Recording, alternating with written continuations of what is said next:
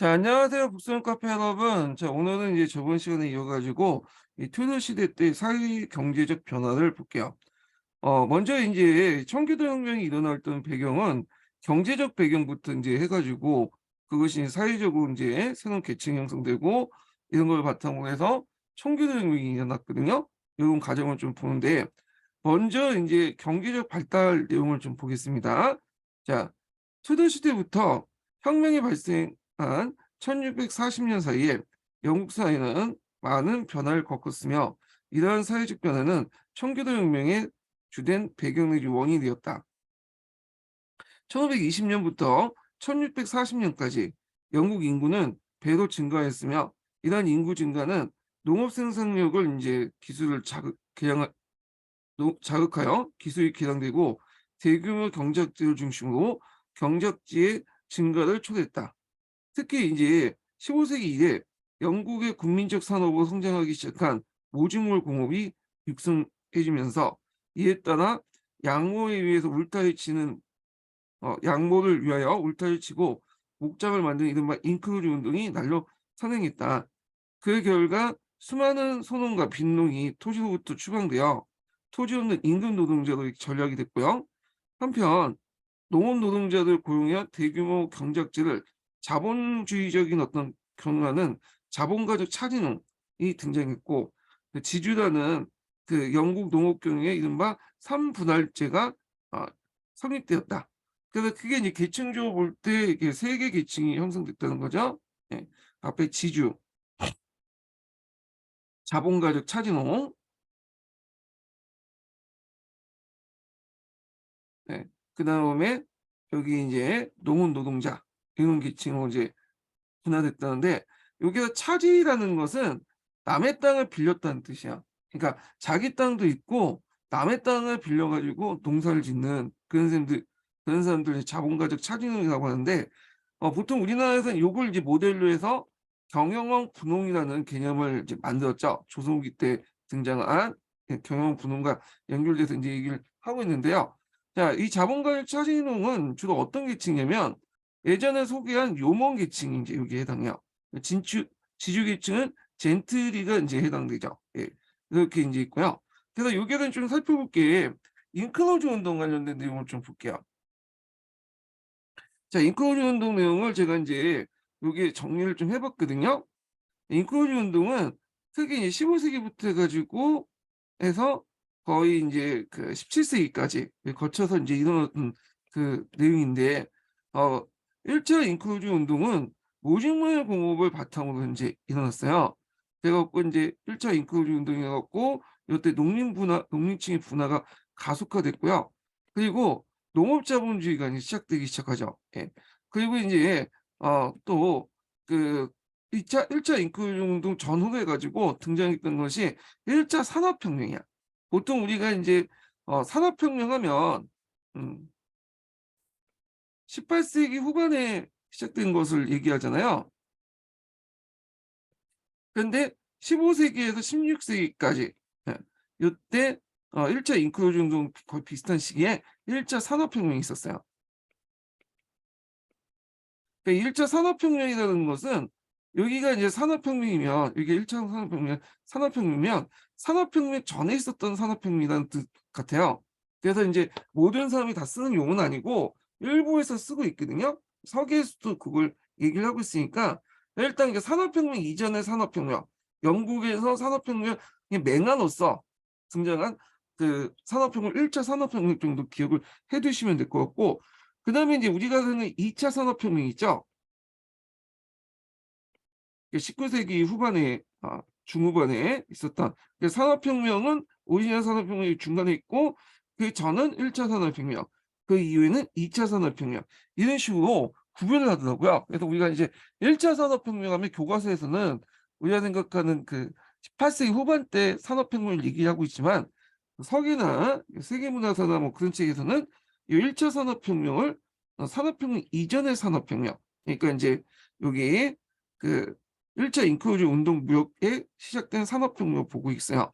그리고 인제 2차 산업혁명 있죠? 예. 2차 산업혁명은 농업혁명. 농업혁명은 이제 제2차 인클루전 운동이죠. 그래서 이제 이걸 농업의 경영 합리화해 갖고 했고 인구의 도시 집중이 일어났는데 요 부분은 나중에 좀 얘기할게요. 자, 그래서 이제 있고 자, 요 내용도 이제 좀 기억을 해 두시고요. 자, 그러면 다시 이제 얘기를 해 보겠습니다. 자, 여기 보면 이제 내용 보면 16세기 후반에 해외 무역에 큰 발전은 없었으나 17세기 때 들어서면서 급속도로 신장하여 경제만이 아니라 산업 각 분야의 정치 사회에서 차지하는 중요성이 크게 차지했다. 어, 그래서 이제 특히 모직물 수출은 그 비중이 컸고 사회 통합에 강력한 요인이었다. 자, 이 모직물 수출이 상당히 중요한데 이 모직물 수출로 해서 그 당시 여러 계층들이 경제적으로 이렇게 뭐냐면 연대가 가능했던 거죠. 예. 그래서 이제 여기 뒤에 내용이 있는데 그것은 양떼를 가진 지주층과 방적이나 직조에 종사하는 가난한 노동자나 수공업자와 그들의 가족 그리고 이를 겨누한 직조업자와 모직물 수출에 종사하는 상인 등 강권한 사회층에 영향을 미쳤기 때문이다. 자, 그래서 이제 그렇기 때문에 모직물 수출은 지주층과 수공업자 그리고 상인 집단 간의 경제적 이해관계에 동질성을 부여하고 이에 관련된 가세나 독점권, 각종 부가금이나 외국 무역 등에 대한 문제에 있어 그들은 정부에 대해서 공동 정서를 형성했다. 이렇게 보죠. 자, 투도 왕조 때는 크게 문제가 안 됐어요. 왜냐하면 나름대로 이런 이제 모직물 수출과 연계되어 있던 계층들의 욕구들을 의회를 통해서 나한테 타협을 하고 조율하면서 이제 들어줬거든요. 근데 이제 문제는 이게 그 스튜어트 왕조 넘어가면서 문제가 생겼던 거예요. 스튜어트 왕조가. 예. 스튜어트 왕조는 의회를 무시했죠. 그리고 이들이 이제 그 모직물 수출하는 여러 계층들의 어떤 이해관계를 건드리는 그 조치를 많이 해요. 특히 세금을 많이 부과했죠. 이런 것들이 이제 뭐냐 반발해서 하게 되죠. 그 세금 부과하다도 의회를 통해서 타협을 해갖고 지금 부과되는 게 아니라 완전 밀어붙인 거잖아요. 뒤에 좀 얘기하겠지만. 자, 그다음에 또 해외 수출 무역이 못지않게 국내 사업도 크게 발달했으며 17세기 때 전반기에는 이자율이 10%에서 5%로 하락하여 유동자본이 크게 증가했고요. 한편 석탄 산업, 철사, 유리, 비료 제조업 같은 신규 산업이 일어나고 그들은 그것들 일부 경제사가들은 1차 산업혁명과 부를 정도로 그 비중이 크진 않았고 영국 경제는 여전히 소규모 생산과 상업이 지배적이었으나 신규 산업이 자본주의의 대규모 생산이었다는 점을 주목한다. 자, 여기에서 1차 산업혁명 있죠. 앞에서 얘기했죠. 1차 산업혁명은 산업혁명 전에 있었던 그 산업혁명한 또 1차를 붙인 거야. 그 이유는 또 2차 이런 식으로 붙은데 흔히 쓰는 용어는 아니에요. 그래서 이제 서계라든지 몇 개 책에서만 쓰이는 용어이지만 하여튼 이렇게 있고 그때 뭐 석탄 산업이라든지 철사, 유리, 뭐 비누 이런 것들인데 이건 양모 산업하고 또 연관된 부분도 있어요. 양모 같은 경우에는 이제 그 털을 깎는 과정에서 많은 비누가 필요하잖아요. 그다음에 이제 양들이 이제 인크로즈 운동하면 이제 건너가지 못하도 담은 넘지 못하도 철사를 만들죠. 가시덤굴 이렇게 형태로 철사를 만드는데 자, 이런 것들이 이제 요건 1차 산업혁명의 배경이 되었다. 자, 이렇게 보시면 될 것 같아요. 자, 이상 같은 경제 발전과 또 주목을 끄는 것은 런던의 그 급속한 성장이었다.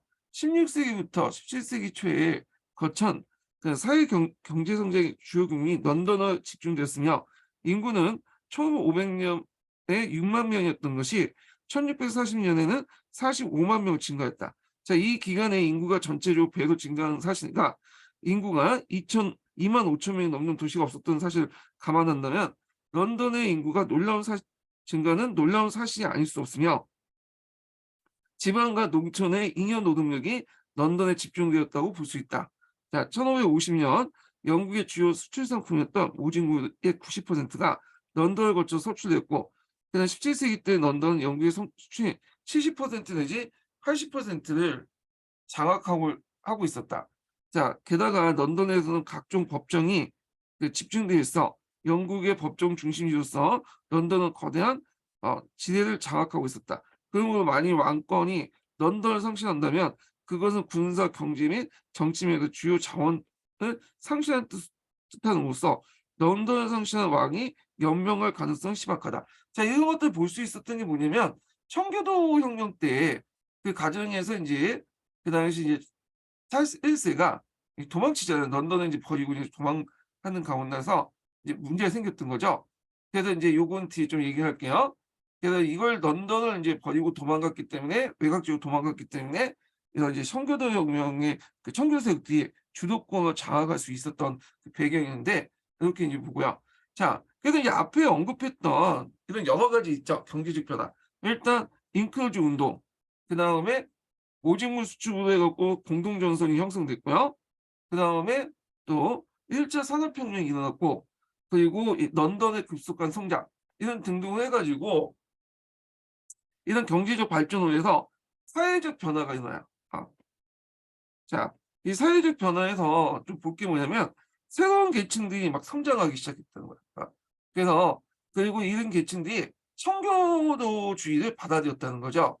그래서 이때 이제 주도적인 계층들은 뭐냐, 젠틀이나 그다음 전문직들, 그리고 요원, 상인 계층들, 이런 사람들이 이제 뭐냐면 그 성장하기 시작했고, 이들이 이제 뭐냐면 청교도주의를 받아들였다. 그러면서 이제 이들은 청교도를 받아들이면서 스투어트 왕조와 대립을 하게 되었다. 이렇게 이제 보시면 돼요. 근데 주의할 것은 보통 이 프랑스 같은 계급혁명을 이제 설명하잖아요. 프랑스 대혁명을. 근데 청교도혁명은 계급혁명적 성격이 좀 약간 약해. 왜냐면 여기 보시면 젠틀이나 뭐 전문직이나 뭐 상인이나 되게 비슷비슷한 계층이야. 그래서 이제 젠틀이가 자기 첫째 아들한테 자기 그 지를 주죠. 그 지주라는 지를 주고 땅을 주면 나머지 둘째, 셋째 아들들은 전문직이나 상인이 돼. 그렇기 때문에 이들 간의 어떤 계급 간의 어떤 차별성 이런 것보다는 같은 집안 패밀리라는 의식이 강해. 다만 이제 하는 일이 좀 다를 뿐이야. 그러다 보니까 영국 같은 경우에는 혁명이 일어나도 자기 어떤 개인적 신념이나 뭐 이런 것들이 이제 크게 좌우되는 것이 내가 어디에 무슨 계층 계급에 속했기 이게 중요한 게 아니거든요.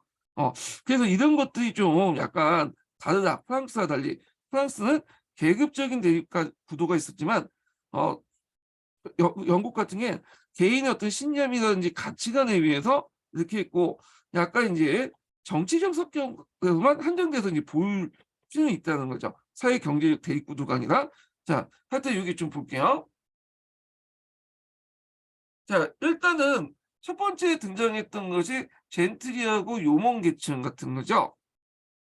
자, 이거는 이제 그 앞에서 언급했던 제1차 잉클루즈 운동 결과 그 당시 이제 그 젠트리하고 지주 계층이죠. 요몬 계층의 성장하고 이제 연결돼 있고요.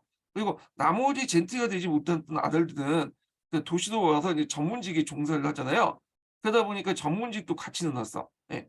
보면 자, 1540년부터 1640년에 이르는 기간에 영국의 사회사나 정치사에서 핵심적인 사실은 지주계층과 전문직 종사자의 수적 증가가 부에 증대였다. 자, 인구는 그 기간에 배로 증가한 데 비해서 지주계층은 3배로 증가했으며 그들은 교회 특히 수도원의 재산을 매각해 직간접적으로 많은 토지를 획득했고 난로 선행을 이루고 있는 토지 시장에서 많은 토지를 구입했다. 자, 이러한 추세와 더불어 특히 주목이 끄는 사실은 지주계층 중에 젠트리의 환전한 양적 질적 현상이다. 귀족들은 수도원을 재산을 구입하거나 기증을 받았으나 곧 그것은 젠트를 팔았고 이렇게 있는데 자 이때 귀족이라는 계층은 예전에 말하는 자기 귀족이에요. 귀족도 이제 보통 그 하급 귀족이 있고 자기 귀족인데 상급 여기 자기 귀족 보통 자기 귀족은 우리가 이제 많이 듣는 공작, 백작 뭐 이런 사람들을 이제 얘기하고 보통 이제 하급 귀족들, 항신 귀족들은 뭐냐면 저도 기사 친구를 받은 사람도 있고 안 받은 사람도 있지만 하여튼 그 밑에 있는 사람들 얘기하죠. 그래서 젠트 계층이 여기 뭐냐면 그 밑에 있는 요 하위 귀족 정도 라벨 요 정도 이제 보시면 될 것 같아요. 자, 그다음에 이제 그 소규모 등기 소장농이나 정기 소장농 이렇게 있는데 아마 이제 여기는 이제 등기 소장농 같은 경우에는 오늘날 비정규직 정도 이렇게 나누고 단기 계약을 맺는 애들이고, 정기 소장농 같은 경우에는 좀 장기 계약을 맺는 그런 소장농 같아요. 자, 이들은 물가 등과 소장농 상승의 압박을 받아서 그들의 토지를 젠트리와 부유한 자영농, 요몬에게 파는 거다. 자, 요몬은 그 예전에 얘기했죠. 요몬은 자기 토지도 있고 작용도 하면서 착용도 하는 계층이다. 그래서 이제 중간층을 형성했던 계층이죠. 자, 이러한 토지의 흐름은 사회 계층의 양극화부터 젠틀을 향해서 흘렀던 것이다. 그래서 이제 보통 영국 같은 경우에는 프랑스처럼 이런 지사라든지 지방간 같은 걸 파견하지 않아. 프랑스는 왕권을 강화하는 과정에서 이런 지방간을 파견해서 행정 제도를 구축했잖아요.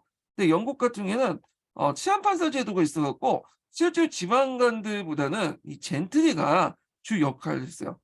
그러다 보니까 젠트리도 지주 출신이죠.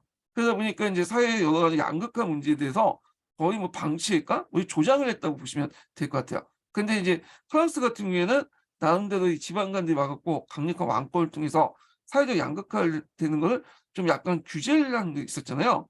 근데 영국은 그런 게 없기 때문에 상당히 이제 이 사회적 양극화가 심했다. 이렇게 보시면 돼요. 자, 물론 젠트리 중에서도 빈곤한 젠트리 그리고 몰락한 젠트리도 있었다. 그러나 빈곤하고 몰락한 젠트리를 감안하더라도 젠트리의 지위는 전반적으로 향상하고 있었으며 상대적 절대적 수적인 면에 부여 있어서 하나의 유력 집단으로서 젠트리층을 형성한 대두가 있었던 것은 틀림없다. 연전 대두가 있었던 건 틀림없다. 그래서 이제 젠트리 계층을 쭉 얘기를 하고 있고요. 자, 이러한 젠트리층은 비단 지주수만 아니라 그 창업이나 산남은 대학에서 그리고 법률에 쏟아져 들어갔으며 상업의 훈련을 받았다. 그래서 그 차남이나 삼남은 그 자기 아버지 뒤를 이어받지 못하죠. 지주가 될 수는 없어요. 장자만 될 수 있으니까. 그러니까 상인이라든지 전문가 계층이 돼. 자, 뿐만 아니라 이 시기의 하원 의원은 약 300석에부터 500석까지 증가했는데 젠트리의 의식 점유율은 50%에서 75% 증가했고 지방 행정의 핵심이 됐던 치안판사도 그 절대 다수가 젠트리였다. 이렇게 보시면 돼요. 자, 그다음에 두 번째와 이제 세 번째 계층들이 이제 뭐냐 전문직 계층들이나 상인들이죠. 대개 이제 이 젠트리 계층에서 파생돼 나오는 사람들이에요. 그래서 전문직 계층이 있고 그 얘들은 이제 가장 부유하고 유력한 집단 법률가였고 그다음에 의사들이었다. 자, 세 번째 이제 중요한 집단들은 그 뭐냐면 상인이죠. 상인들로서 특히 런던과 지방 주요 도시의 상인 엘리트였다. 특히 이 런던이 상당히 핵심적인 그 지역이죠. 자, 이렇게 그 새로이 이제 대두한 유력한 사회 계층들은 특히 젠트리는 17세기 때 귀족과 왕권으로부터 해방되어 자신감이 넘쳐 있었고 그 대다수가 고등교육의 이수지로서 스투어트 왕조의 사치와 낭비, 압제와 전제의 상징인 궁중에 대해서 이에 대응하여 이데올로기에서 지방, 컨트리 의식을 가지고 있었고 이것은 국민적 이데올로기를 승화시키는 한편 보통법을 중심으로 한 영국의 헌정적 정통을 지키는 강한 의지를 가지고 있다. 예전에 한번 저희 보통법에 대해서 얘기를 했어요. 보통법은 왕실 재판이 이제 순회 재판 되면서 여러 지역에 있는 이런 그 지방적 간섭이나 이런 것들 중에 보편적으로 적용할 수 있는 법들을 이제 판례로 쌓아가지고 만든 법이라고 했잖아요. 그래서 우리가 생각하는 그 성문법 위주가 아니라 불문법, 판례 중심의 어떤 그 법이에요. 자, 하여튼 이런 것들을 일종의 헌법적인 생각을 했다는 거죠. 헌정적 정통을 생각하고 이걸 강하게 지키려고 했다는 거. 또한 젠트리와 이제 전문직들 중에 많은 수가 청교도주의를 신봉하고 있었다는 거죠. 자, 이 청교주의는 나중에 이제 얘기했지만 프리트리즘은 이 사람들은 영국 국교회에 소속된 거야. 뒤에 있죠. 영국 국교회가 상당히 넓은 그 세력들, 그러니까 여 안에 다양한 세력들이 있거든요. 그중에 약간 우리식으로 따지면 극좌파 그런 거야. 그래서 통일령이 반포된 후에 그 당시 이제 통일령에서 그런 천주교 의식이나 이런 것들이 남아 있는 걸 비판하면서 이 영국 국교회를 좀 깨끗이 하자. 그 천주교 의식 같은 걸 몰아내자. 이렇게 생각하는 거. 프리티하자. 이렇게 한 게 이제 청교도주의의 출발이었거든요. 그 외에 이제 17세기 이후에 영국 국교에서 떠나서 하나의 독립된 교회까지 만들자. 독립교회 움직임이 일어나요. 그래서 그것까지 다 포함시켜 갖고 보통 이들을 청교도라고 하죠. 이 사람들을. 자, 그래서 하여튼 이 청교도의 영향으로 그다음에 소상인, 수공업자, 상종주, 그 자영농민 사이에 강범위에 퍼져 있었다. 특히 후자 즉 중상층과 그 하층에 대해서 청교도주의는 문자 해독과 교육의 기능을 수행했다. 자, 이들은 건고한 청교도들은 성경을 읽기 위해 글을 배웠고 청교도 목사는 신도가 성경을 올바르게 이해하도록 설교를 하였으며 그 설교는 교육적 의미와 더불어 농촌의 자영농민과 도시의 수공업자들을 정치하는 데 큰 역할을 했다. 자, 그래야 이들 중 후에 수풍표라고 하는 정치 집단이 있었다. 그래서 이 청교도주의는 중상층뿐만 아니라 그리고 그 중상층 밑에 있었던 또 중하층 계급들 있죠. 그 사람들에게도 영향을 미쳤다는 거죠. 그런 사람들에게. 자, 그래서 이들이 또 하나의 수평파 계급으로 알렸다. 그래서 이제 뒤에 있지만 뭐 장로파라든지 독립파라든지 이런 사람들 나름대로 뭐 지주 계층이야. 그렇지만 그 밑에 수평파들은 좀 약간 일반 자영농민이나 도시수공업자들이나 그런 사람들이 이제 많이 구성돼 있죠. 그러다 보니까 나름대로 뭔가 민주주의인 어떤 의식을 갖고 있어요. 보통선거제를 뭐 실시한다든지 그렇게. 그래서 이 영국 국교회 안의 청교도 안에서도 그 계층별 차이에 따라서 또 그들의 신념에 따라서 이렇게 다양한 또 분파가 형성돼 있어요. 자, 이 부분은 나중에 또 한번 정리를 해볼게요. 예. 자, 이상과 같은 사회경제적 균형의 변화는 청교주의의 전파와 교육의 확대와 더불어 한편으로는 정통적인 권력의 보유자, 즉 국왕, 공주인, 고위성직자 및 귀족계급과 다른 한편은 젠틀리, 법률가, 상인, 자영농민, 소상인들이 점차 증대했다. 그러나 아직도 동질적인 아닌 세력가의 사이에 마찰이 발생할 것을 예고한 것이다. 자, 그러면 17세기 때 영국에 당면한 가장 중요한 정책 과제는 후자를 어떻게 훌조 정치 과정에서 협동적으로 뭐냐면 참여시킬 것이냐 이런 거죠. 그래서 동질적인 측면도 있지만 또 그들 안에 또 뭐냐 마찰도 있었다는 거죠. 예. 뭐 이런 것들이 청교도혁명이나 이런 과정에서 이제 분출돼 나왔는데 요건 뒤에 좀 다시 얘기하고요. 자, 그래서 혁명 후의 기일부터 볼게요. 자, 여기부터 이제 청교도혁명 관련된 내용이 있고 그 이어서 이제 명예혁명 같은 게 나오죠. 예. 그래서 이제 있는데 자, 요거 보기 전에 이제 스투어트 왕조 관련된 내용을 좀 볼게요. 이 스투어트 왕조는 원래는 잉글랜드 왕조는 아니죠. 잉글랜드 왕조. 그래서 투도 왕조가 이제 있었는데 투도 왕조의 그 엘리자스 여왕이 처녀로 늙어 죽어요. 자식 없이. 그러니까 이제 직계가 끊어진 거야. 그래서 그때 이제 이종 사촌을 해서 거슬러 보니까 저쪽 스코틀랜드에 그 스투어트 왕조가 있었던 거예요. 그 당시에는 이제 그 왕실 간에 각 나라 왕실 간에 결혼으로 연결돼 있기 때문에 대개 보면 다 연결돼 있어. 영국, 프랑스, 독일 뭐 여러 이제 왕실들이 몇 개 족보로 해갖고 다 연결돼 있거든요.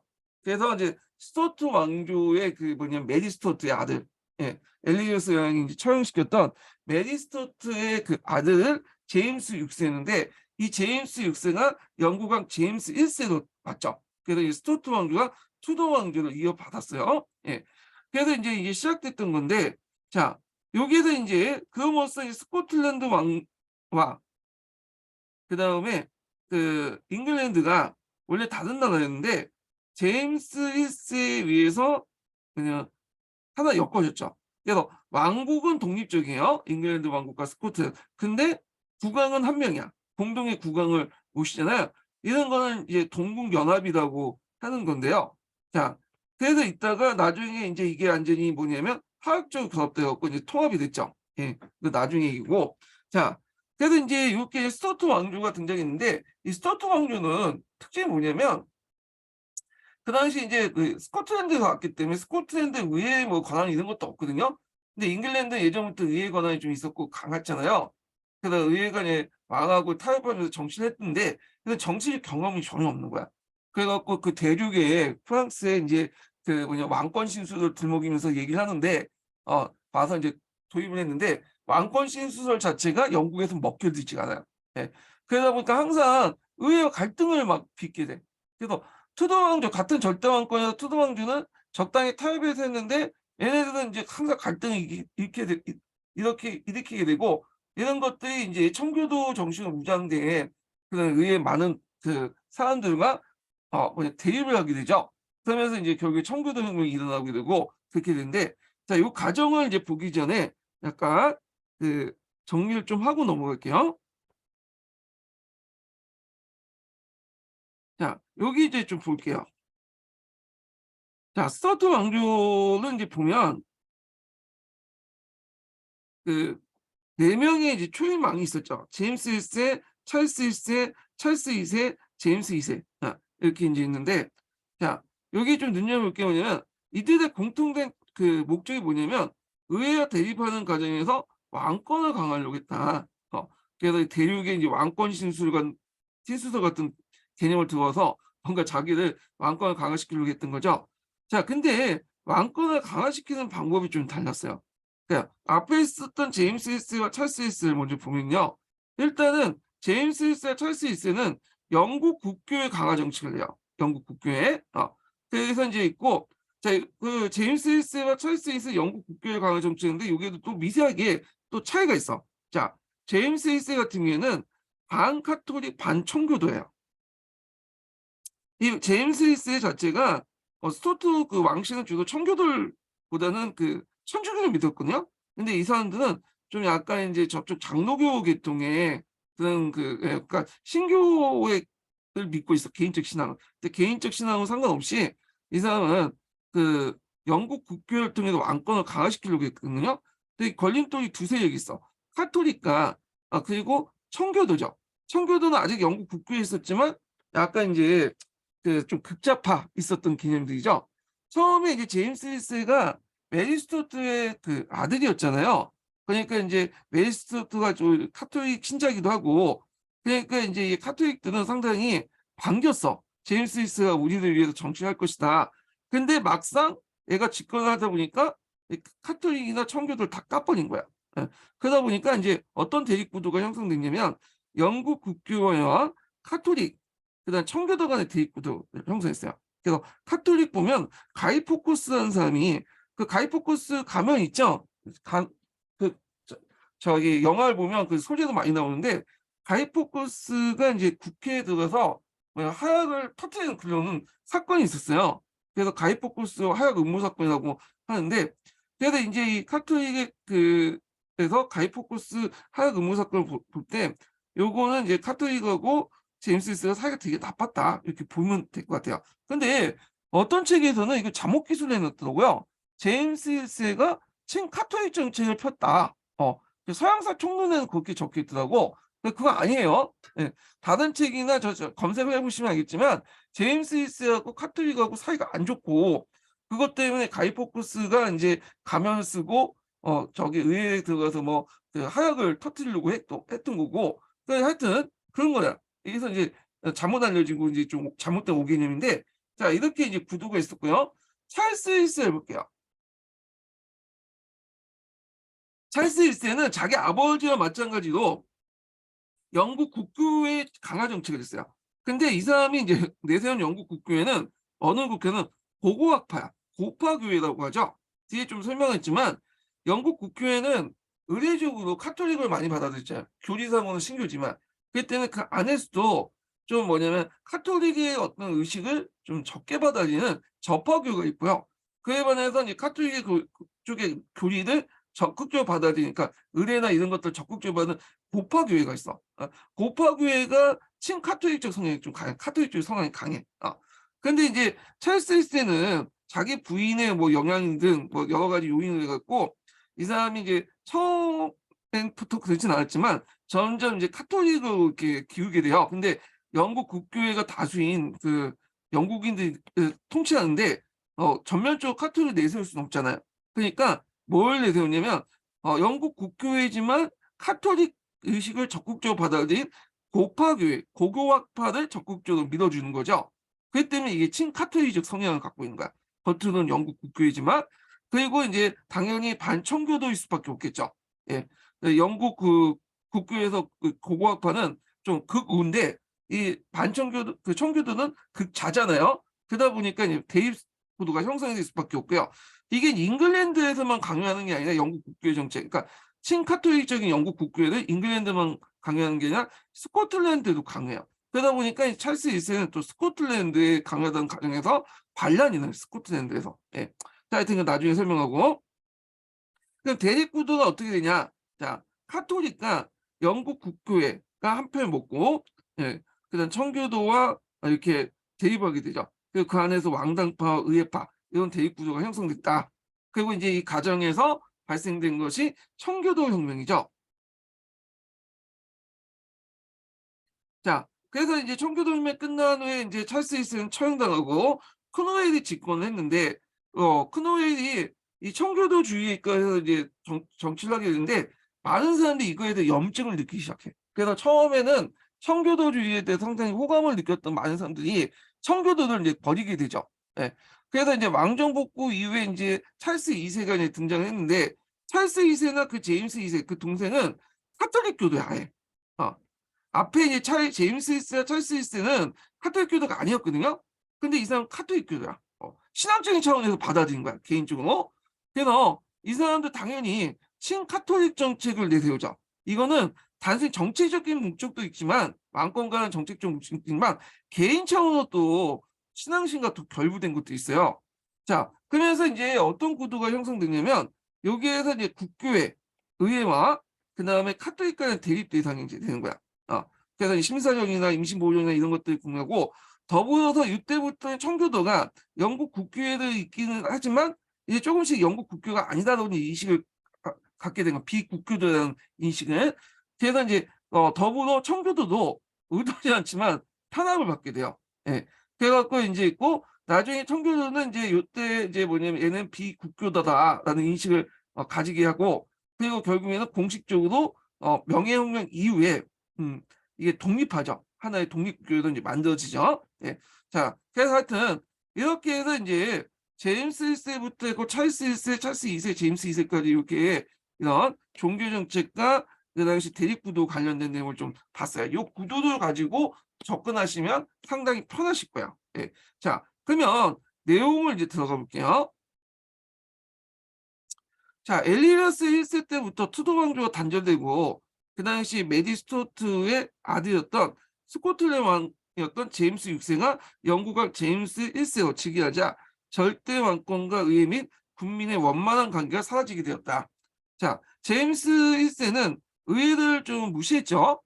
그리고 이제 영국에 먹혀들지 않는 프랑스식 어떤 왕권 실수를 들고 왔거든요.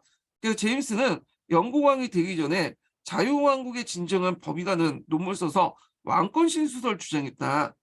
그래서 영국 사정이 어두운 그는 영국 왕이 되자 이들 실천으로 옮기려고 했다. 말하자면 대륙형의 절대 왕정을 지향하는 것이었다라는 점.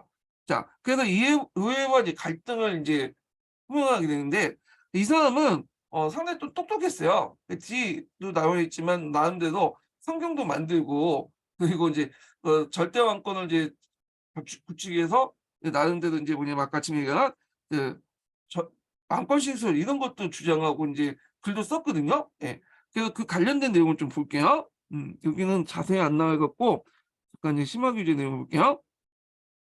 자, 이 왕권 신설 주장 내용에 보면 이제 자유왕국의 진정한 법이라는 그 책을 썼다고 하죠. 예.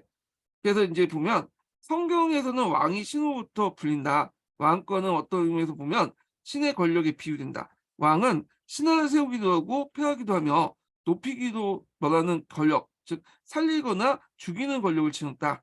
또 신하 모두에 대해서 언제나 심판관이 되며 나아가 신 이외의 다른 무엇에 대해서 책임을 지지 않는다. 이렇게 있거든요. 그래서 이거 잠깐 서양사 총론에 있는 내용을 볼게요. 읽으실 때 서양사 총론도 같이 읽어보시면 좀 괜찮은 것 같아.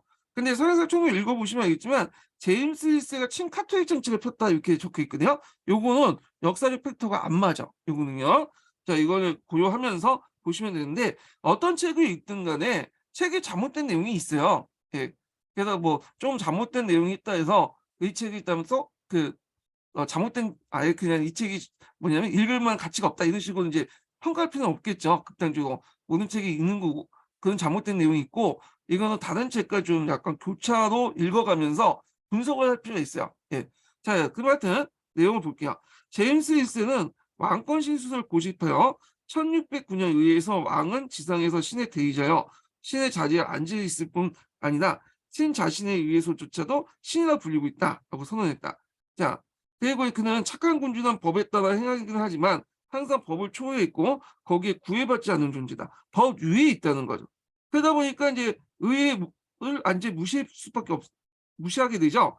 자, 왕은 의회 자문 없이도 어떤 법령이든 제정할 수 있다고 주장했다. 왜냐하면 왕은 그의 권력은 국민이 아니라 신으로부터 받은 거기 때문에 신에게만 책임지는 거지 국민의 대표는 의회에게 책임질 필요 없죠. 따라서 그는 국민에 대해서가 아니라 신에 대해서 책임지기 때문이다. 이렇게 이제 얘기를 했어요. 자, 그래서 이제 이렇게 이제 있고 계속 읽어볼게요. 자, 제임스는 이러한 그의 생각을 첫 번째 의회에서 포명했고,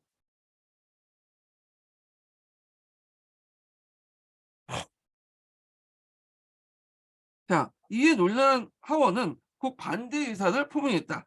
그의 생각을 첫 번째 의사를 포명했다. 절대왕권과 의회 대립은 씨앗이 뿌려진 것이다. 제임스는 종교에 관심을 갖고 즉위한 지 얼마 안 돼요. 지금도 영국 영어 사용 국민들이 사용하고 있는 흥정론을 이제 썼다. 흥정론이라는 것은 왕이 직접 만든 버전이다. 이렇게 보시면 돼요. 흥정판. 자, 성경을 만드는 한편 청교도에 대한 압박을 시작했다. 자, 여기에서 이제 압박을 시작하면서 이제 청교도 대입을 하게 되는데, 자, 이때 이제 이들 중 일부가 어디로 갔죠? 아메리카 대륙으로 갔죠.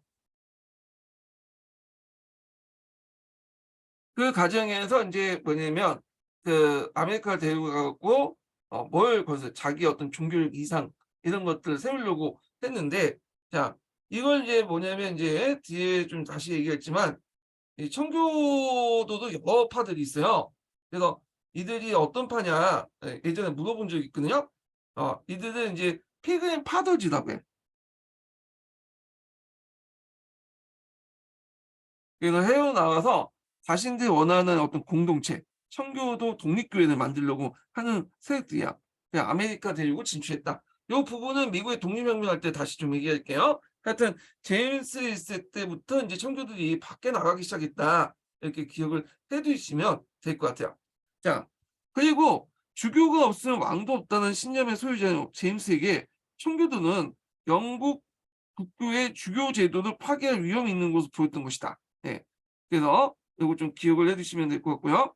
그래서 일단 영국 국교의 수장이 왕이잖아요. 근데 청교도는 물론 이제 송해교회를 지향하는 세력도 있겠지만 상당수가 이제 분리독립, 개별 독립교회를 지향하는 애들이 많거든요. 그러니까 종전에 영국 국교회 같은 것들은 이제 그 개설적인 조직들 파괴하려고 해요. 영국 국교회 같은 경우에는 카톨릭의 영향을 받았어요. 카톨릭에 있는 영국 지부를 그냥 애들이 영국 국교를 만들어놨기 때문에 당연히 카톨릭처럼 이렇게 개설적인 조직을 갖고 있고 켄터베리 대주교를 누가 임명해요? 왕이 임명하죠. 그러니까 이걸 통해서 뭐냐면 왕이 켄터베리 대주교의 임명권을 가지면서 이런 개설적인 어떤 조직화된 이제 뭐냐면 영국 국교를 장악을 할 수 있었는데 이 그 청교도 같은 경우에는 그중에 일부가 독립교회를 외치고 그러니까 이런 중앙집권적 시스템을 거부하는 사람들이 많기 때문에 일단 그런 거죠. 자, 그래서 이제 이거에 탄압을 받고 청교도는 박해를 피해서 메인프라우를 타고 아메리카를 들고, 들고 건너갔다. 이렇게 있고요. 자, 그래서 이제 이렇게 있고 이때 메인프라우 선언을 하죠. 서약을 하는데 이 부분은 나중에 좀 얘기할게요. 자, 이런 제임스에게 의회가 왕이 필요한 재정적 뒷받침할 리가 없고 그는 직접 개인의 어떤 개인의 세금을 부과하는 덕세를 징수했다. 이게 이제 의회의 어떤 그 통과 없이 왕이 자의적으로 이제 징수하잖아요. 자, 여기에서 문제가 생긴 거야. 그 앞에서 이제 청교도의 배경 중에 그 여기 뭐냐면 사회적인 그 배경 안에 경제적 배경 안에 그 당시 이제 뭐 모직물 공업을 중심으로 해갖고 여러 계층들이 이제 뭔가 이해관계가 같이 형성됐다고 했잖아요. 그래서 이들이 이제 뭐 왕들 그 어떤 가세 문제, 세금 문제에 되게 민감해. 근데 여기에다가 예전에 의회를 통해서 했으면 나름대로 정당성을 가지고 있는데 그냥 의회 통과 없이 그냥 무시해버리고 왕이 자의적인 통치를 뭐냐면 세금을 매긴 거야. 이 덕세라는 걸. 자, 그래서 당연히 어떻게 돼요? 반발이 설 수밖에 없겠죠. 네. 그래서 이제 하여튼 이렇게 있고, 이에 대한 거부 사건을 지지한 까닭으로 에드워드 코크가 대법관제에 파면되자 절대 왕권의 전제 정치는 세인의 주목을 끌게 되었다. 이렇게 보시면 될 것 같아요. 자, 그 다음에 이제 제임스가 에스파냐 전쟁을 종식시킨 것도 에스파냐 상선과 습격의 약탈을 일삼았던 사람이 불만이었다. 왜냐하면 에스파냐하고 그 당시 이제 대립을 하고 있었죠. 엘리어스 여왕 때 보시면. 그래서 보통 이제 산악전이라고 얘기하죠. 그래서 영국 정부에 잉글랜드 정부에게 돈을 주면 돈을 줄 만큼의 약탈을 할 수 있는 권한을 얻게 돼요. 그래서 그 영국 해적들이 합법적으로 에스파냐 상선을 습격을 했는데, 자, 그래서 이제 이때 이제 그 전쟁이 계속 지속이 되면 계속 약탈을 할 수 있고 할 수 있겠죠. 그런데 에스파냐와 전쟁을 종식시켜버렸어. 그러니까 이제 이런 것도 사람들에게 불만을 느낄 수밖에 없었다. 그래서 이 사람이 이제 정책을 보면 전반적으로 친스페인 정책이에요, 에스파냐. 그래서 이제 물론 이제 이 사람이 카톨릭을 뭐 이렇게 해가지고 친해가지고 그렇게 하는 건 아니지만, 일단은 친스페인 정책이 그런 것들이 이제 뭐냐 불만을 살 수밖에 없었고요. 자, 제임스가 이제 왕자비라는 것은 찰스 1세를 얘기해요. 찰스 1세가 에스파냐 왕실에서 맞아들이려고 하자, 왕자비가 찰스 1세의 그 부인은 에스파냐 왕실에서 맞아들이려고 하자 의회는 의회 권한을 강조하는 대항 의서를 제출하여 이에 반대했다. 이렇게 있고요. 결국 왕자비는 프랑스 왕실을 맞이했으나 이것 역시 의회나 국민들에게 만족스러운 건 아니었다. 이렇게 보시면 돼요. 자, 여기에서 프랑스 왕실조차도 뭐예요, 이거? 이거 천주교죠. 부인이 천주교야. 카톨릭. 그러다 보니까 나중에 이제 찰스 2세가 이 사람은 카톨릭은 아니거든요. 오히려 젊었을 때는 세자비 시대 때는 오히려 국민들 편 서갖고 에스파냐 왕실 이제 왕비를 받아들이라고 자기 세자비를 받아들이는 걸 반대했던 사람인데, 이 프랑스 왕실에 든 그 부인이 마음에 들었나 봐. 그래서 카톨릭으로 전환을 했어. 네. 그러니까 이제 카톨릭으로 바꾼 게 아니라 친카톨릭 정책에 형성하는데, 요 프랑스에서 왔던 그 부인이 큰 역할을 했다고 이제 보고 있어요. 하여튼, 예.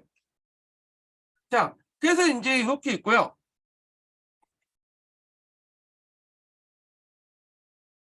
자, 그 다음에 이제 요게 의회 대안에서 대항의서라는 내용이 있죠. 예. 그래서 이제 이 항의서를 이제 다른 책에서는 법론이라고 하더라고요. 법론. 이거 해석에 따라서 이제 하는데, 여기에서 이제 뭘 얘기하고 있냐면, 회기 내에서 의회가 여는 회기 내에서 회기 내에 그 의원의 어떤 제지나 통제를 받지 않고 양심에 따라서 이제 뭐냐면 발언할 수 있는 이런 것을 규정을 권리를 주장한 것이 대항의서다, 이렇게 볼 수 있는데, 요거는 이제 책마다 좀 약간 번역을 다른데, 여기 보면 법률 작성에서 자치의 특권을 규정하고 회기 내 의원의 제지나 통제를 받지 않으면서 양심에 따라서 법원을 발언을 할 수 있는 권리를 주장했다. 예. 그래서 대항의서라고 서기에서는 번역하죠. 이건 뭐 서양사에서는 번역이 약간 다르긴 해요. 통일된 기준이 없기 때문에 그런데, 자, 하여튼 이렇게 이제 보시면 될 것 같고, 자, 제임스 1세를 이제 계승한 그 사람이 찰스 1세죠. 자, 찰스 1세는 한 개인으로서는 친절하고 사랑스러운 인물이었으나 국왕으로서는 부왕보다 더 영국을 이해하지 못할 뿐만 아니라 스코틀랜드 정세도 어두웠다. 자, 그는 제임스가 영국 국민과 멀어지고 의회와 대립하게 된 정책들을 더 강력하게 비타협적으로 강행함으로써 의회와 대립을 격화시켰고 드디어 혁명의 길을 열게 되었다. 이렇게 있죠. 자, 찰스가 신임한 대주교 로드는 왕관 국고이자, 자, 이 왕교황 국고회주의자는 어떤 의미냐면 보파교회 분리기. 약간 이제 그 카톨릭에서, 아니 그 영국 국교에서 카톨릭에 좀 가까운 교회라고 보시면 돼요. 자, 그래서 이제 이 완고한 국교주의로서 영국 국교회를 카톨릭에 가까운 방향으로 몰고 가는 동시에 청교도의 박해도 강화했다. 예, 이 고퍼교회하고 청교도는 같은 영국 국교의 어떤 지붕에 있긴 하지만 완전히 극단이죠. 예. 여기는 카톨릭 의식을 강조한데 말해서 여기는 어떻게 하든 카톨릭 의식을 영국 국교에서 없애려고 했던 그런 사람이기 때문에 하여튼 박해를 강화했고 그 결과 많은 청교도들이 신앙의 자유처럼 신대로 이주했으나 국내에 머문 많은 청교도들은 절대 왕권에 대항하는 세력을 구축하기 시작했고 온건한 국교도조차도 그들이 가담했다. 자, 이 온건한 국교도주의자는 어떤 사람이냐면 나중에 얘기했지만 중간에 있었던 이제 다수를 차지하는 강경파야, 강경파. 예, 국교회들이 이제 그 여러 파들이 있다고 했잖아요.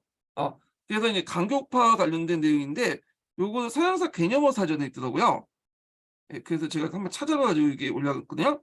어, 그래서 이들은 이제 뭐냐면 어, 그 다양한 신앙들을 이제 인정해 주는 좀 간용의 신앙의 간용? 신앙의 어떤 그 간용을 강조하는 그런 세력들인데 이 강경파들이 뭐냐면 청교도의 다수라고 보시면 돼요. 아니 청교도가 아니라 영국 국교회의 다수라고 보시면 돼요. 이들이 다수파예요. 예. 그래서 인제 요것도 뒤에 좀 설명할게요. 이 다수파, 중간파. 이들이 인제 청교도에도 가담한 거야. 그러니까 청교도는 영국 국교회의 극자고 얘는 중도를 했는데 이 중도파가 극자로 인제 가담을 했다 이렇게 보시면 되겠죠. 자, 그래서 인제 계속 읽어 볼게요. 자, 왕실 제정의 군피는 여전했고 그나마 찰스는 에스파냐와 소규모이지만 전쟁을 시작하고 프랑스와 전쟁이 말려졌다. 전비가 궁해진 찰스는 부유한 신하로부터 강제로 돈을 차용하고 그다음에 인제 세대주의 비용으로 개인 집에 병사를 숙박시키려 했다. 그래서 돈이 부족한 찰스는 의회를 소집했는데 의회에서 오히려 권리청원이라는 걸 제출했고 찰스는 부득이 이를 승인했다. 돈을 받아 먹으려면 권리청원은 이제 승인할 수밖에 없겠죠. 그래서 이제 이 권리청원 내용을 한번 볼게요. 어, 자, 이 권리청원은 영국 현정 사상 중요한 문헌이고 그래서 이제 그 보통 영국에서는 헌법이 없어요. 성문화된 헌법이 없고 이 헌법은 역할을 했던 것이 이제 3대 현정 문서만 역할이죠. 그래서 마그나 카타 대웅전하고 권리장정과 그 권리청원 여기서 말하는 권리청원인데 이 3대 현정 문서를 이제 헌법을 삼아서 시대에 따라 해석을 달리하는 거야. 예. 그래서 이제 이렇게 이제 헌법을 삼았는데 그 내용을 보면 자, 의회 승인 없이 가세할 수 없다. 그리고 개인 집에 병사를 숙박시킬 수 없다. 평화 시에는 계엄령을 선포할 수 없다. 그리고 자의적인 구속이나 투옥은 할 수 없다. 이렇게 이제 있는데 여기에서 좀 약간 시대적인 상황을 좀 이해할 부분이 요거야. 개인 집에 병사를 숙박시킬 수 없다. 이 구조이거든요. 이걸 좀 이해하려면 영국의 군대 체제를 봐야 돼. 영국 같은 경우에는 지금도 그렇지만 해군하고 육군이 있잖아요. 대개 보면 해군은 상비 역할이야. 상비군이야. 그래서 인제 왜냐면 해상세력을 인제 장악하려면 해군이 필수적이죠. 예. 그래 갖고 해군이 어떤 역할을 한대 잠깐만요. 아. 예 알겠습니다. 예 참고할게요. 예. 자 하여튼 해군이 상비군이야. 근데 육군 같은 경우에는 왕을 지키는 이제 경비군 그 제외하고는 거의 대부분 징병이에요, 징병. 어 근데 이제 이 징병이라고 해서 지금처럼 뭐 상시로 이렇게 징병을 우리나라처럼 징병을 하는 것이 아니라 상시적으로 이제 징병하면 부대 막사도 있고 뭐 이렇게 있을 거 아니에요. 그 사병들이 잘 수 있는 곳도 있고. 근데 이 부대 시설이 전혀 없어. 그냥 뭐냐면 필요할 때마다 그냥 징병을 하는 거야. 전쟁이 나면 징병하고 어쩔 때는 징병 안 하다가 또 어쩔 때는 또 징병하고. 그러니까 부정기도 징병하다 보니까 부대 시설이 없는 거예요. 근데 이렇게 징병한 그 육군 병사들을 머물 수 있는 곳이 필요할 거 아니에요. 근데 이걸 개인 집에 머물게 한 거야. 그렇기 때문에 이걸 인제 요 내용이 들어가 있는 거야 지금.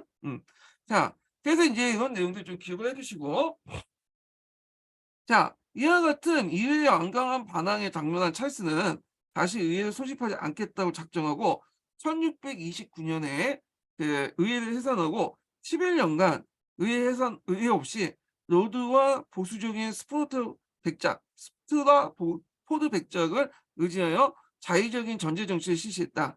자, 그는 의회 승인 없이 함부로 가세하고 측근의 궁중인에게 각종 독점권 혜택을 줬다. 자, 이런 것들이 이제 그 당시 독점권을 갖고 있었던 예전 기존의 런던 사인이나 이런 사람들의 어떤 이해관계를 침범할 수밖에 없잖아요. 그러니까 런던 사인들의 불만을 야기시킬 수밖에 없죠. 예. 자의적인 가세의 대표적인 것이 선박세다. 어, 이 선박세로서 원래는 전시안에서 해안 지방에 징수하게 되어 있던 세금이 전국적이고 상시적으로 세금을 징수했던 거죠. 자, 그래서 이 존 햄프텐이라는 사람이 이를 거부하고 소송을 제기하여 패소했으나 후에 반항파의 지도층이 되었다. 자, 문제는 가세가 무거웠다 보기에는 그것이 비합헌적으로, 즉 의회를 거치지 않고 자의적으로 징수될 거야. 징수된 세금이 궁중의 사치와 낭비 등 국민이 수긍할 수 없는 곳에 사용될 수 있었다. 어, 사용돼 있었다. 그리하여 젠틀리층을 중심으로 강권의 반대세력이 구축되어 강화되었다. 찰스는 수많은 공업 분야의 새로운 길드 제도를 강요했는데 이것은 왕권의 통제를 강하고 재정을 보충을 하고자 하는 것이었다. 그죠? 자, 그래서 이 모든 것이 심한 불경기 속에 행해졌던 것도 좀 문제였다. 자, 수출의 주종을 이루고 있던 모직물 수출은 1620년에서 22년까지 큰 타격을 받은 후 종전 상태를 회복하지 못하고 있었고 1630년대는 전반적으로 농작물의 작황이 신통치 않았다. 그러니까 이렇게 멋대로 했는데 경기 호황은 좀 좋았으면 그냥 넘어갈 수 있었는데 경기도 안 좋았고 지금 경제가 타격을 받는데 이런 행동을 하니까 사람들이 더 불만을 가질 수밖에 없었다는 거죠. 자, 이런 경제적 불황은 혁명 발생의 주된 원인이 아닐지 모르나 당분하게 새로운 여러 사회층의 불만을 조성하게 하고 그런 불만 속에 찰스의 자의적이고 강압적인 재정 정책이나 경제 정책을 놓고 본다면 혁명으로의 길이 매우 가까워지고 있음을 짐작할 수 있다. 이렇게 보시면 돼요. 자, 그리고 인제 왕권의 보호를 받고 이를 지지할 런던의 대상인들도 찰스의 무모한 경제 정책에 앞서 앞에 몸을 도사했다. 그래서 앞에는 인제 영국 사람들이 불만이 있는 게 독점권 남발이죠. 그래서 그때 인제 독점권 남발은 그 혜택을 받은 자와 기득권자의 마찰을 빚었고 모두 불만을 가졌다. 특히 런던 같은 게 런던 사람이 예전에 독점권을 가지고 있었는데 이 왕이라는 사람이 이제 등장하더니 어 제 찰스 1 세는 이 독점권을 자기 측근들이나 이런 사람들이 다 남발하다니까 기존에 독점권 가지고 있던 그 런던 사람들이 불만을 가질 수밖에 없었던 거 아니에요? 자, 그래야 찰스가 긴급하게 돈이 필요하게 된 결정적인 순간 런던 상인들은 왕의 재정적 요청을 거부했다. 그 찰스는 할 수 없이 의회를 소집하게 된 거다. 된 거죠. 자, 그리고 이제 그 계기가 됐던 것이 1637 년에 대주교 노드가 스코틀랜드 영국 국교를 강요해서 발생한 거다. 자, 그 당시 스코틀랜드에는 장녹스라는 사람이 와 가지고 그 신교도의 이제 일환이었던 그 장로파를 이제 만들고 있었거든요. 예. 근데 요게 갑자기 영국 국교회, 그 영국 국교회 중에 앞에서는 우파 교회 소리를 들이다민 거야. 카톨릭 요소가 강한. 그러니까 상당히 반발할 수밖에 없겠죠. 예. 자, 그래서 인제 이런 것들이 인제 뭐냐면 있는데 이걸 이제 "엄격한 국교 의식을 강요했다."라고 하거든요, 다른 책에서는. 이 엄격한 국교 의식이라는 것은 뭘 말할까요? 국교하긴 국교회인데 카톨릭적 요소가 강한 것을 인제 이렇게 표현을 해요. 예. 그래 갖고 인제 그 내용을 인제 좀 볼게요. 그 잠깐 이 서양사 총론에 있는데 볼게요.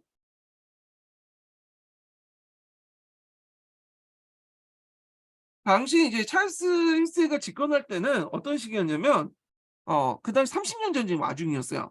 그 당시 유럽에서는 프로테스탄트 측의 명분을 내세운 덴마크 왕 크리스찬 4 세가 발렌슈타인국에 패배하여 했고 프랑스에서는 리슈에가 농성 중인 위군파를 제압하고 있었다. 찰스 1 세는 카톨릭 신자의 왕비를 맞아 스페인과 프랑스와 공동 보조를 취해 카톨릭을 회복하려고 했다. 자, 그래서 이때 그 카톨릭을 회복하려고 했던 것은 뭐냐면 영국 국교회에 있는 그런 뭘 통해서 접파교회, 보파교회를 통해서 카톨릭 회복하려고 했죠.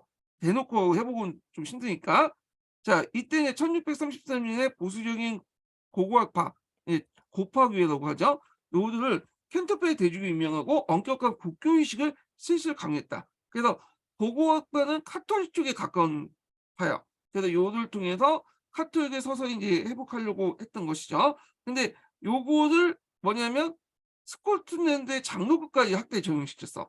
그러니까 이제 이거에 대해서 이제 그 결과 1638년에 스코틀랜드 장로교들은 포교, 종교를 지키자 우리 사역대회를 열고 반란을 일으켰던 거죠. 예.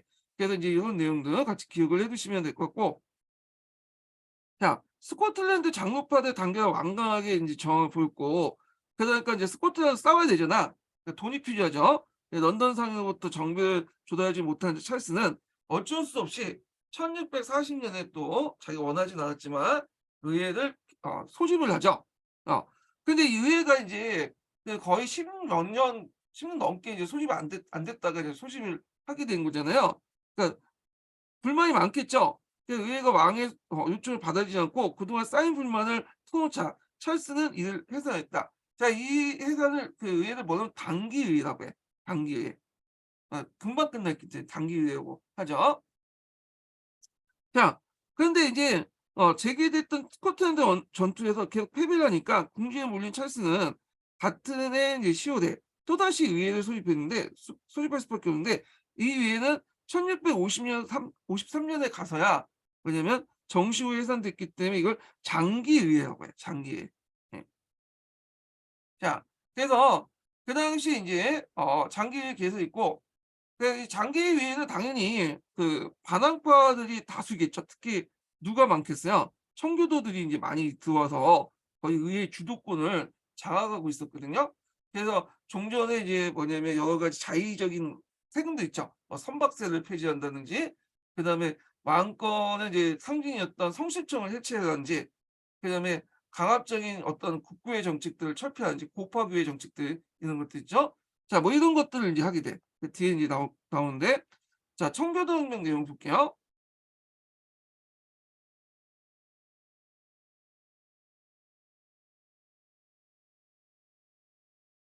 자, 여기 이제 보면 그 장기의 선거 결과는 국왕 지지 세력의 현저한 약화를 나타났다. 그리하여 의회는 곧 그동안 패단을 일소하고 절대 왕정을 제하는 대대적인 개혁 작업을 나섰다.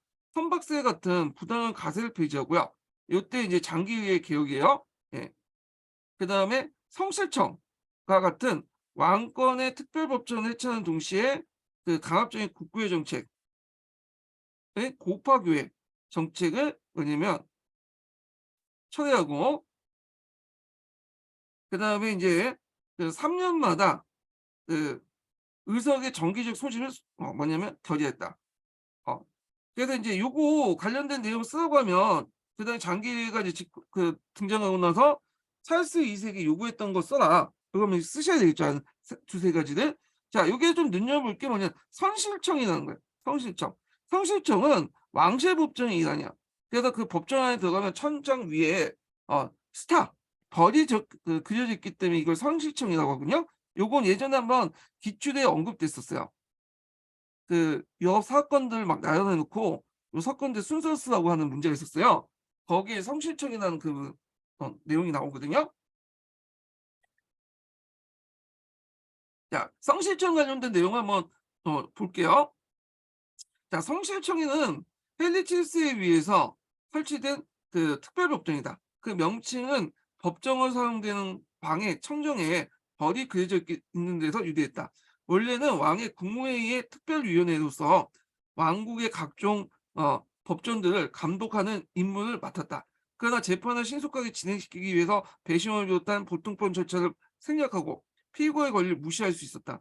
자, 그래도 투도 왕조기 때는 재판이 빠르고 비교적 공정하여 비용이 덜 든다는 이유로 이용자가 많았으나 17세기 이러 스토트 왕조가 등장하고 나서 전제적 절대 왕권의 도구로 변화했고 사법권의 남용 등으로 비난과 공격의 대상이 되었다. 이렇게 보시면 될 것 같아요. 그래서 성실청은 좀 외워두세요. 요거는 예전에 기초에 나왔던 거예요. 자, 그리고 의회는 그동안 실정의 책임을 물어 로드와 스트로포드를 이제 그 규탄하고요. 찰스도 이제 어쩔 수 없이 이제 로드를 추방하고 그리고 스트라포드도 처형했다. 이렇게 보시면 되겠죠. 특히 의회에서 이제 제일 싫었던 인물이 어차피 로드야 저쪽 꼬장꼬장 노인네라서 이제 그렇게 이제 알고 있었는데 이 스트라포드가 되게 싫었어요. 이 스트라포드 백작은 예전에 의회에서 이제 활동했던 인물이에요. 근데 자기의 이제 동지였죠 예전에. 근데 이 찰스 1세하고 짝짝꿍 해갖고 의회를 탄압을 했거든. 그러니까 별로 안 좋아하는 거야 이 사람을. 자, 하여튼 이렇게 있고, 자, 장기 의회 개혁 자극과 이제 더불어서 정치적인 각종 책자가 쏟아져 나왔고, 청교도 계통의 선교사들이 설교가 가격해지면서 이에 따라 민중이 정치에 참여할 기세를 보였으나 이 단계에 이르러 아무런 내란이나 혁명을 생각하지 않았다. 그때 따마치 아일랜드에서 발생한 그 반란은 왕과 의회를 극단적 대우로 몰고 가는 하나의 계기가 됐다. 자, 그러면 요게 아일랜드를 좀 볼게요. 예전에 제가 아일랜드에 대해서 인제 좀 얘기를 했죠. 어. 자, 여기 보면 영국이란 큰 섬이 있죠. 브리튼 섬이 있고, 여기 웨일즈가 있고, 그다음에 여기 잉글랜드가 있고, 이 스코틀랜드가 있잖아요. 여기에 인제 여기 옆에 있는 그 조그만 섬이라기보다는 잉글랜드 브리튼 섬보다 좀 작지만 큰 섬이 하나 있죠. 예. 이게 아일랜드인데, 이 아일랜드는 그 게일이라고 하는 사람들이 살았어요. 예. 그러니까 예전에 켈튼족이 그 뭐냐면 한 갈래라고 보시면 돼요. 켈튼족이 한 갈래인데, 이 개인들이 여러 왕국들을 인제 세우고 분열돼 있었거든요. 근데 헨리 2세 때, 요때 여기에 어 아일랜드 일부 지역에 아일랜드 왕국을 세웠어. 헨리 2세 때. 그래서 이 아일랜드 왕국은 말이 왕국이지, 실제로 인제 잉글랜드 왕을 모시면서 일종의 뭐 번국? 일종의 위성 계례 왕국이라고 보시면 돼요. 근데 이제 하여튼 이 아일랜드 왕국이 있었고, 그 아일랜드 왕국이 세워지고 나서도 이 아일랜드인들이 세웠던 여러 왕국도 같이 공존을 하고 있었는데, 헨리 8세 때 들어오면서 요 아일랜드 지역을 뭐냐 영국이 다 장악을 해 버렸어요. 예. 그래서 일종의 자기 식민지로 삼고 있었거든요. 근데 여기에서 인제 뭐냐면 반란이 난 거야. 왜 그 반란이 났냐면, 자, 요거는 인제 여기는 간단하게만 언급돼 있잖아요. 그래서 이제 요거 부분은 인제 어디에 있냐면 서양사 총론인가? 네. 서양사 총론 내용에 있거든요. 그래서 이제 요거 부분은 한번 좀 볼게요. 잠깐만. 서양사 총론에 있는 내용을 제가 한번 정리를 해 봤어요. 예. 자, 아일랜드에서 왜 이제 반란이 났냐 그때. 이 당시 이제 이 스트라포드의 강압적인 지배, 앞에 인제 그 대신 있죠. 그 지배와 영국 신교도들이 인제 이주를 해 오니까 이거에 대해서 카톨릭 계통의 지주주와 국민들이 반항을 하기 시작한 거야. 그래서 인제 이때 인제 의회가 인제 적극적으로 인제 뭐냐면 이 아일랜드 반란을 계기로 해 갖고 자신의 주도권을 장악하려는 계기를 만들려고 했죠. 그래서 군대 지휘관을 의회가 정하고 대간주를 인제 제시한 했다. 이렇게 보시면 될 것 같아요. 그래서 인제 내용을 다시 넘어가서, 자, 이 반란은 그 이게 여기도 있네요. 서기에도. 예, 제가 착각했어. 예. 서양사 개론에도 있고 서총에도 있어요. 하여튼 이 반란은 스타포드의 강압적인 지배와 영국 신교도의 이주자에 대한 카톨릭 계통의 지도가 농민의 반항이었다. 자, 이를 진압하기 위해 군대가 필요했고, 의회는 그 군대를 찰스에게 맡길 꺼냈다. 그래서 의회는 군대 지휘권을 의회가 장악하는 법안을 통과시켰고요. 그리고 나서 이제 뭐냐 그동안 실정과 의회의 불만을 종합한 대간주를 제시하였다. 이렇게 인제 있죠. 자, 그래서 이에 이어 찰스는 더 이상 참을 수가 없었다. 1642 년에 왕은 햄프텐은 인제 앞에서 어떤 사람이죠? 어 왕의 자의적인 어떤 세금을 반대했던 사람이죠. 그래서 나중에 인제 반학파의 어떤 기수가 됐던 사람이잖아요. 그 비롯한 반학파의 의회 지도자 5 명을 체포하고 했으나 그들은 런던 시청을 피신했고 런던시는 그들을 인도를 거부했다. 자, 이에 찰스는 북부를 떠나서, 요게 실수야. 그 당시 런던이 막강한 경제력을 가지고 있었고 그랬는데 여기를 떠나 버린 거야. 그리고 런던의 북쪽으로 올라갔죠. 그러니까 인제 이 런던을 장악했던 사람들이 의회들이죠. 그러니까 의회들이 이제 런던에 적극적인 재정적 지원을 받고 군대를 양성하고, 그 당시 찰스는 망당파 무리들을 모아서 이 군대를 이제 조직을 했지만 한계가 있잖아요, 뒷받침하지 못하니까. 자, 그래서 찰스는 북부를 떠나서 군대를 규합하고 의회 또한 자위체로 군대를 모집하였다. 자, 그리하여 1642년 여름이 끝날 무렵 내란이 인제 불가피했고 이것이 청교도 혁명의 시작이 되었다. 이렇게 있죠. 자, 처음 장기가 소집됐을 때 의회 입장을 지지한 세력은 압도적이었으나, 그러나 의회가 가격해질수록 중도적이나 온곡한 의원들이 의회파를 탈퇴하였다. 그리고 이제 1641년 5월 스트러포드의 구탄화는 204대 59로 가결됐으나 같은 해 11월 대관주에선 159대 148 근소한 차이가 있다. 그러니까 요 청교도 애들이 이제 너무 극단적으로 나가니까 중간에 의회에 있었던 이제 영국 국교회지만 좀 중간파 애들이 빠져나가기 시작한 거야. 그 일부는 또 왕한테 또 달라붙게 되죠. 그래서 이제 했게 됐는데, 그래서 이제 내란이 시작되면서 1642년 6월에 의회에 남은 의원은 302명이었고 263명 대부분 왕에 합사하기 시작했다. 이렇게 했죠. 그래서 런던을 떠났다. 자, 이런 하원의원의 동향은 그동안 지방 젠틀리에게도 반영되었다. 이렇게 했죠.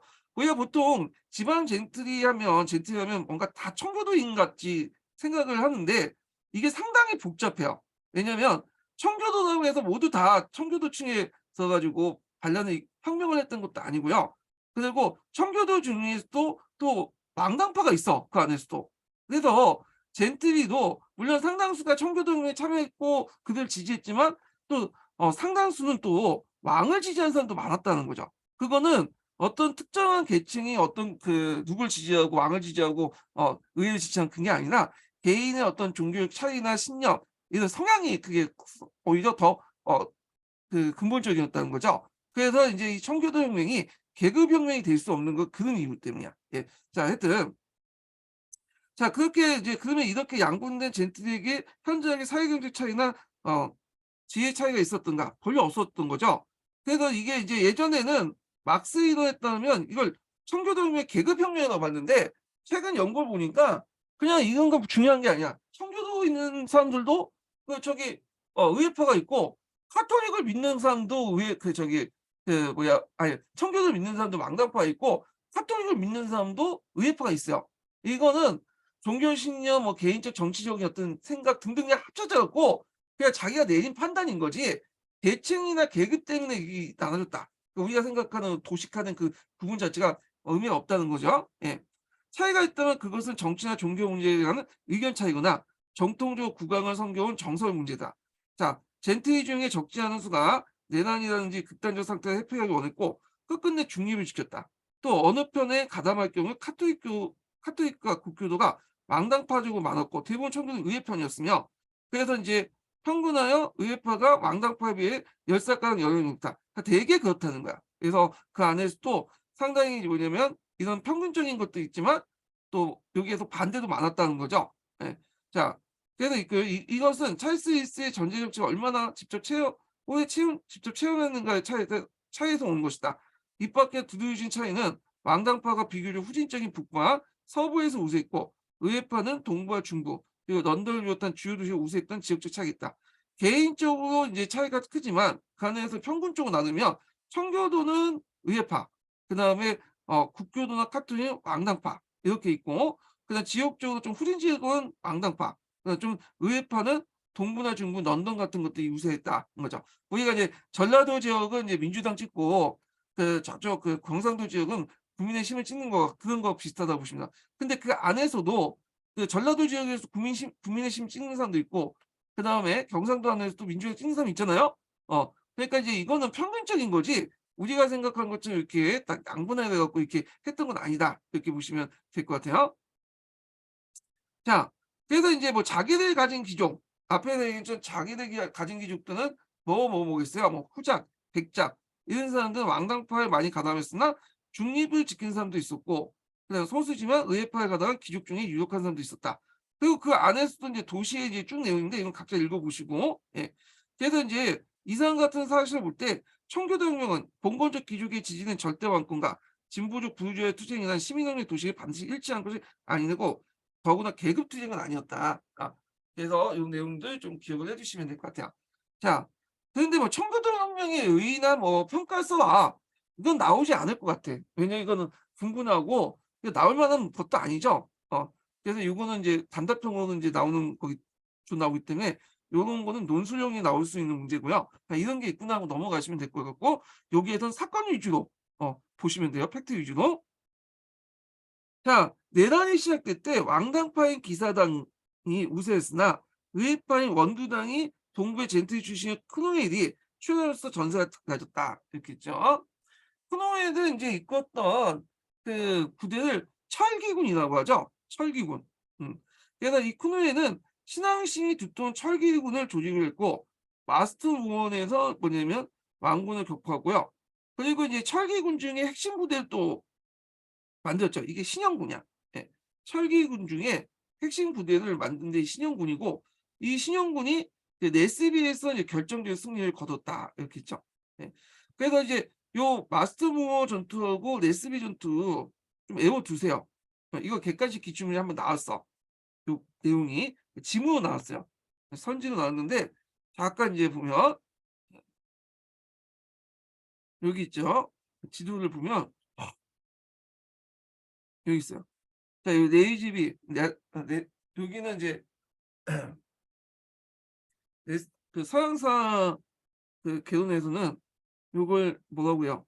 네스비라고 하는데 여긴 네이집이라고 하는데 이건 뭐 포기성 문제고 외국 포기성 문제고 자 그다음에 마스터 무어 전투 네, 이런 것도 있죠. 그래서 이제 왕당파가 이런 전투에서 패배를 했다. 아 여기 좀 기억을 해주시면 될 것 같고요. 자 그래서 찰스는 스코틀랜드 군에 피신했죠. 왜냐하면 스코틀랜드가 이제 또 왕이잖아요. 찰스가 또 스코틀랜드. 근데 스코틀랜드군은 돈을 받고 왕의 위군을 넘겼죠. 그래서 이제 그 당시 이제 왕을 그 당시 어디 이제 잡아놓고는 저쪽 섬에 유폐를 시켜놨는데 왕이 또 도망을 갔어. 어디로? 스코틀랜드. 근데 이게 스코틀랜드가 초창기 때는 돈을 받고 이제 뭐냐 왕을 넘겼는데 가만히 생각해보니까 그래도 자기 왕인데 원래 그 잉글랜드 왕이 아니라 스코틀랜드 왕이잖아요. 근데 자기 왕인데 이 잉글랜드가 이제 와가지고는 그 뭐냐면 잡아가서 저 유폐시키면 마음에 안 들었나 봐요 뒤에 정서상으로. 그러니까 이제 왕을 이제 다시 떠받들면서 잉글랜드 공격했죠. 근데 이제 이거에 대해서 크노에 반격해 갖고 왕을 다시 스코틀랜드군을 물리치고 왕을 다시 잡아 갖고 처형시킨 거야, 이 사람이. 자 하여튼 이렇게 해서 인제 있고 자 그래서 인제 요 내용이 있는데 여기 인제 여기는 이제 그 왜 그 뭐야 청교도 안에서 인제 분열 사항을 좀 얘기한 건데 이거는 좀 나중에 얘기하고요. 자 일단 여기부터 또 읽어 볼게요. 이게 갑자기 이렇게 문맥이 끊어지네. 자 찰스는 의회내 이러한 대립을 이용해요. 이게 의회내에서 여러 가지 대립이 있었죠. 그래서 스코틀랜드로 다시 탈출했다. 그래서 크노에는 수평판을 무마하고 의회군 내부의 대립을 해소시키면서 이제 왕군으로 변한 스코틀랜드군을 격파하고 아까처럼 했던 스코틀랜드 군이 이 찰스를 또 왕으로 모셨어요. 언제 또 팔아먹을 때는 언제고. 자 하여튼 찰스는 다시 인제 포로 잡혔다. 그러니까 찰스는 인제 뭐가 되는 거야. 그 뭐냐면 나라를 팔아먹은 나라를 인제 등을 지게 한 역적을 한 거죠. 역적죄. 모반한 거죠. 왕이지만. 자 그래서 코너에는 그해 12월 프라이드 대용하여금 장로파 위원을 수충하게 하고 이 프라이드 수충이라는데 그다음에 1 월에 유엔에서 특별법조를 만들어서 찰스 1 세를 반역죄로 처형을 시켜 버렸어요. 그래 갖고 인제 이렇게 했다. 이렇게 좀 기억을 해 주시고요. 자 여기에서 인제 그 앞에서 이제 그 의회파 분열 내용이 있거든요. 네 의회파 분열 내용은 그 뒤에도 있긴 하는데 여기에서 일단 정리 좀 하고 넘어갈게요. 정리하기 전에 첫 번째 인증문 알려드릴게요.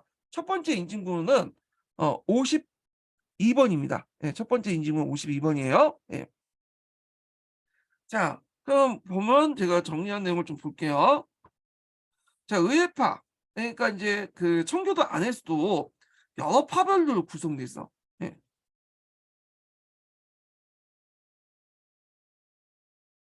자 이렇게 있는데 여기에 보면 인제 독립파가 있고요. 그래서 이제 독립파가 있고 이걸 먼저 설명 요거부터 장로파가 있죠.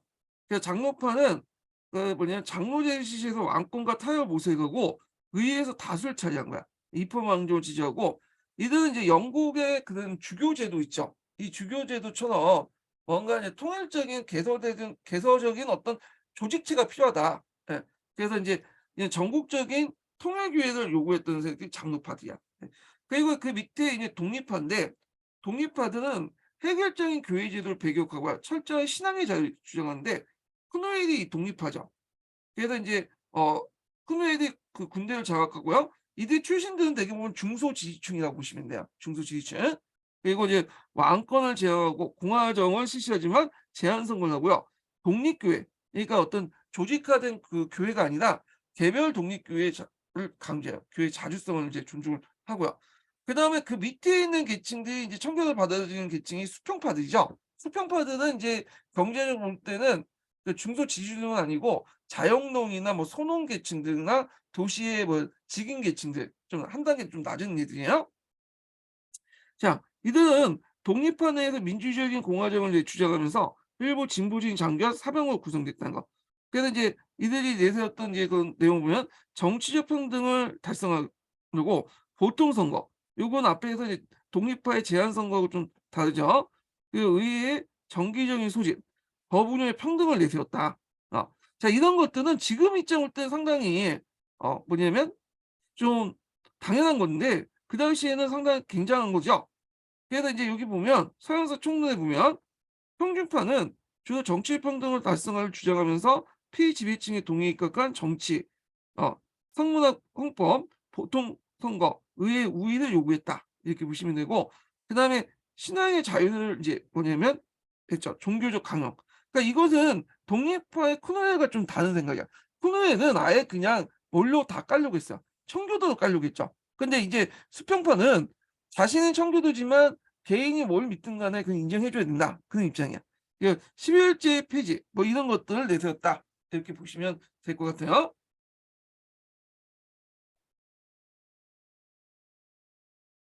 자, 그다음에 진정 수평파 해볼게요. 진정 수평파는 앞에 수평파는 정치적 평등을 내세웠잖아요, 얘네들은. 근데 얘네들은 경제적 평등을 내세요. 정치적 평등뿐만 아니라 얘네 경제적 평등 더 극단이에요. 얘네들 보면 요쪽이 인제 좀 우파고 요쪽 갈수록 이제 좌파인데 이 진지학 수평파는 이제 어 초 그냥 뭐냐면 극좌파다 이렇게 보시면 돼요. 주로 이들은 이제 토지를 잃은 농민 출신이고 더 하층 계급이요. 경제적 평등을 강조했다. 그래서 인제 이들이 내세웠던 게 토지 공유, 지주의 폐지나 농업자본주의, 농업공산주의, 원시 기독교 사상을 내세웠죠. 예. 그래서 그 내용을 이제 좀 보면 자 서양서 총론에 있는 내용인데 이들을 이제 뭐라고 하냐면 그 디거스 또는 뭐 분배파 뭐 등등 있는데 자 경제적 평등에 더 관심을 보이는 분배파는 울타리가 없는 공유주의를 전거하고 경작하면서 생산물 빈민들에게 분배할 걸 주장했다. 자 이들은 토지의 공유권을 강조한 원시 공산주의자들이라고 할 수 있다. 이렇게 보시면 될 것 같아요. 자 그러면 요참에 인제 좀 더 나아가서 영국 국교회 안에서 인제 이런 파벌들을 좀 정리를 해 볼게요. 예. 여기 되게 이제 있고 있는데